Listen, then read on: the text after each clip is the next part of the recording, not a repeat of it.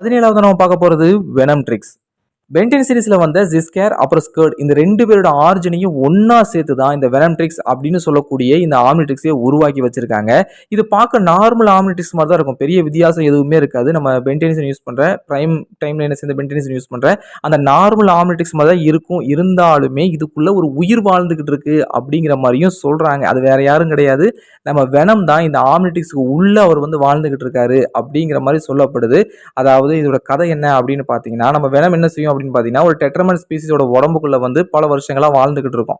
அப்படி வாழ்ந்துகிட்டு இருக்கும்போது நம்ம மாயக்ஸ் என்ன செய்வாங்க அப்படின்னு பார்த்தீங்கன்னா, ஆம்னிட்ரிக்ஸுக்கு டிஎன்ஏவை கலெக்ட் பண்றேன் அப்படின்னு சொல்லி அந்த டெட்ரமன் ஸ்பீசிஸை வந்து ஸ்கேன் பண்ணிடுவாங்க. அப்படி ஸ்கேன் பண்ணும்போது தெரியாதனமா நம்ம வெனம் என்ன செஞ்சிடும் அப்படின்னு பார்த்தீங்கன்னா, அந்த ஆம்னிட்ரிக்ஸுக்குள்ள ட்ராப் ஆகுற மாதிரி சொல்லப்பட்டிருக்கு. அதாவது தெரியாதனமா அந்த ஆம்னிட்ரிக்ஸ் வந்து வெனமை வந்து ஃபுல்லா அப்சர்வ் பண்ணி தனக்குள்ள அவரை வந்து ட்ராப் பண்ணி வச்சுக்கிச்சு. இதனால வெளியே வர முடியாத அந்த வெனம் இருக்காங்க பார்த்தீங்களா, அவர் வந்து டோட்டலாகவே அன்கான்ஷியஸ் ஸ்டேஜுக்கு போயிடுறாரு.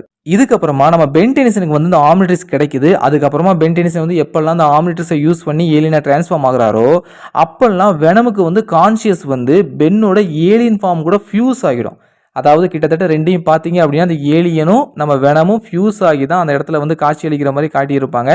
பென்னால் வெனம் கூட பேச முடியும். அதாவது கிட்டத்தட்ட நம்ம எடி ப்ராக் பேசுவார் பார்த்தீங்களா வெனமில், அதே மாதிரி தாங்க கிட்டத்தட்ட 2 பேரும் பேசிக்குவாங்க, பழகிக்குவாங்க, 2 பேரும் சேர்ந்து தான் சண்டையும் போடுவாங்க.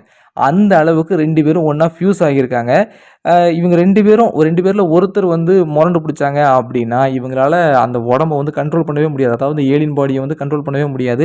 ஏன்னா அது இப்போ 2 பேருக்கும் சொந்தம் அப்படிங்கிற மாதிரி மாறி போய் இருக்கிறதுனால 2 பேரும் ஒன்றா சேர்ந்தா மட்டும்தான் ஆப்போனண்ட் கூட இவங்களால சண்டை போடவே முடியும். அதனாலேயே சில நேரங்களில் பார்த்தீங்க அப்படின்னா 2 பேரும் சண்டை போட்டுக்கிட்டு ஒருத்தருக்கு ஒருத்தர் முரண்டு பிடிச்சிக்கிட்டு காமெடி பண்ணிக்கிட்டு அறைவாங்க.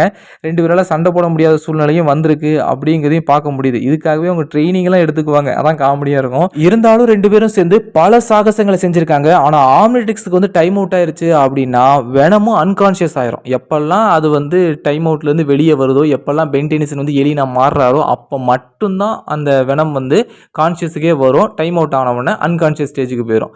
ஸோ இது கொஞ்சம் வினோதமாக இருக்குதுல்ல. ஸோ இந்த வெனம் ட்ரிக்ஸ் வந்து எனக்கு பர்சனல் ரொம்ப பிடிச்சது. உங்களுக்கு பிடிச்சிருக்கா இல்லையா அப்படிங்கிறத வந்து கமெண்ட் பாக்ஸில் தெரியப்படுது.